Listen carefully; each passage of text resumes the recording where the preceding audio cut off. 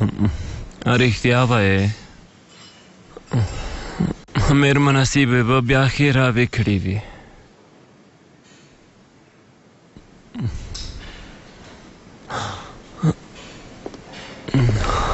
او تښتې نو علي کماله حساب به څنګه شي؟ نن د حساب ورځ ده. د حساب ورځ د قیامت ورځ ده، په دې پوهېږې؟ اما مې ویروه توبه توبه. زه ملیس کا مړ شه تر څو زر نه بېغمه شه. هغه ورځ به م راشي انشاءالله، را به شي. خدای دې نه کړي زویه ته د زمري په څېر یې. علي کماله ته ولې داسې شوی؟ د بې کوره کسانو په شان شپه ورځ همدلته یې ګرانه د باندې لاړ شه په چا مین شه. مین شوم وروره، مین شوم. په داسې کس مین شوم چې نه باید مین شوی وای. زه په مینه نه پوهېږم ګرانه. راشه چې هګۍ درته پخې کړم. ښه نو ته د مینې په اړه نه پوهېږې که څنګه ښاغلی میلیسه؟ زما موخه دا نه وه منیکا جانې. لاس د لرې که څوک چې د مینې په اړه نه پوهېږي هغه سړی نه دی. ښه نو زه کور ته ځم او پور به مې ښه سمه ده هر وخت چې در سره وي بیا یې راکړه. ځه کور دې وته په مخه ریښه زویه. ځه په خیر لاړ شې، الله دې مل شه. ورشه وګوره چې خواړه تیار شوي دي او که نه تاسو هم خپل کار وکړئ هله نو. ښاغلی میلیسه ته رښتیا هم د مینې په اړه نه پوهېږې؟ نه پوهېږم چې تا سره څه وکړم. اوف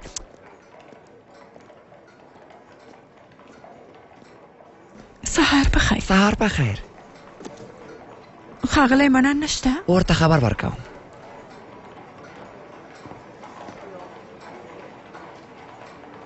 او مېرمن عزیزه بخیر راغلی. سهار بخیر. په اندېښنې ومه پرون درته پته مه ومه چېرته وې؟ مهرباني کښېنه. مننه کوم. څه شی څښې؟ قهوه که چای؟ نه ژوندی اوسې. یو ګیلاس اوبه هم زموږ نه څښې؟ زه ډېر خفه کېږم. په انسان داسې حالات راځي چې ان اوبه هم نشي څښی. خواشینی یم. زه پرته ستا له ښېګڼې د بل څه په اړه فکر نه شم کولی. په هر حال دا څه دي؟ دا واخلی د کره وخت پوره شوی دی. نه کېږي مېرمن عزیزې. تېره میاشت دې م زاړه شیان راکړل، ما مې خپل غږ پورته نه کړه. ژمنه مې وکړه چې بله میاشت کې یې درکومه. نشته نه یې لرمه. څه کوې؟ ما وژنې که څنګه؟ لکه چې په زوره مې درته پور درکړی. واخله ښاغلی مننه که نه نو پښېمانه به شي. سمه ده مجبور یم نو څه وکړم.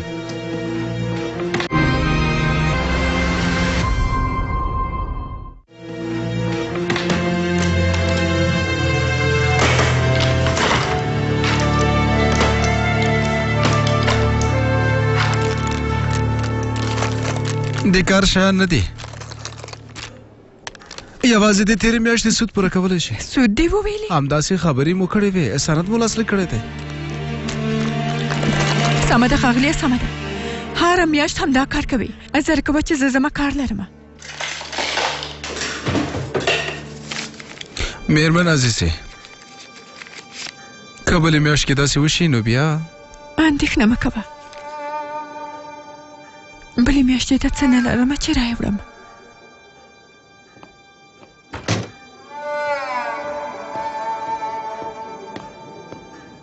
دوی همداسې دي، تل وسله د ځان خواته نیسي، ماشه په مو کش کوي. دا هیڅ ارزښت نه لري.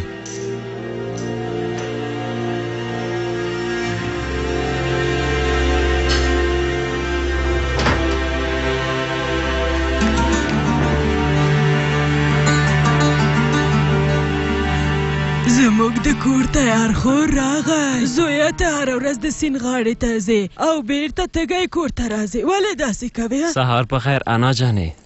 توبه خدایه توبه. بې تربیه له اجازې نه دې پرته وښکله کړم. زړه دې راته بد که. لاړ شه خپل مخ او لاس دې ومینځه. یل د ځان در سره ویښه که او وله. هغه ولې تر ناوخته پورې ویده کېږي؟ ځکه چې هغه ښکلې ده. خدای دې ورته سزا ورکړي. وروره ته یې؟ وروره ووایه خورې. مرسته را سره وکړه وروره.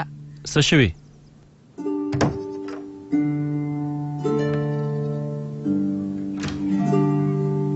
ومنه شکړی چې دا په غاړه کم.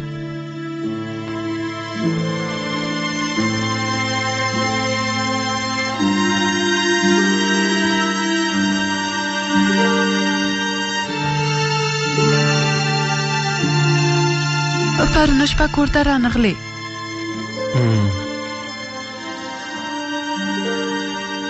ته جلۍ یې د باندې څه کوې خورې؟ هر څه د باندې دي وروره.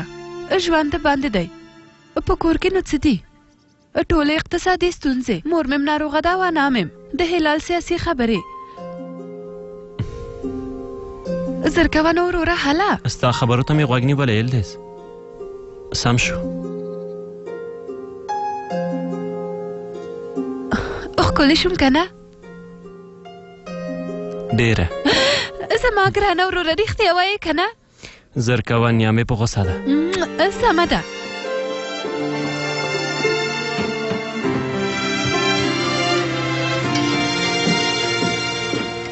انا جانې د دې لپاره دې ماته غږ وکړو بیا هم په دسترخوان څه نشته په همدې م شکر کوه جلی شکر مور مو څومره په ستونزو دا خواړه پیدا کوي ولې نه پوهېږې سمه ده انا جانې نور څه نه وایم هر سهار چې خبرې ونه کړې وخت در باندې نه تېرېږي د نورو په کورونو کې ان د مرغۍ شیدې پیدا کېږي رښتیا وایي همدا اوس به د یو فرانسوي جنرال د خوړو په میز باندې به ډېر شیان تیار وي همداسې نه ده خوندور خواړه لکه خوندور سوپ او ګرمه ډوډۍ او همداسې نور شیان رښتیا وایم که نه په استانبول کې دولتي موټر د انګلیس جنرالانو خواړه وړي او هغوی له خپل ژوند نه ډېر خوند اخلي ارامه ژوند هم لري که نه سمه ده هلال جانې بس که نو که چیرې یونانیان په موږ باندې بریدو کې دا خواړه هم نه پیدا کوو څه پوهېږې کیدای شي د دې نه ښه خواړه پیدا کړو که چیرې څوک دوکه درکړي نو بیا دا ته څه وایې لیونی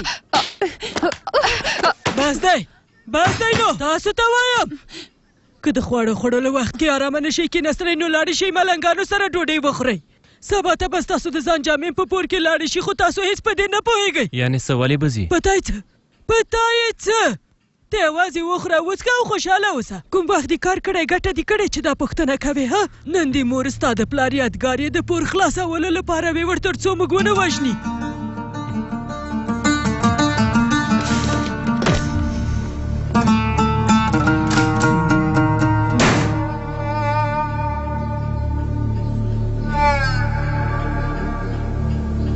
حالا نو پورته شي چای خلاص شو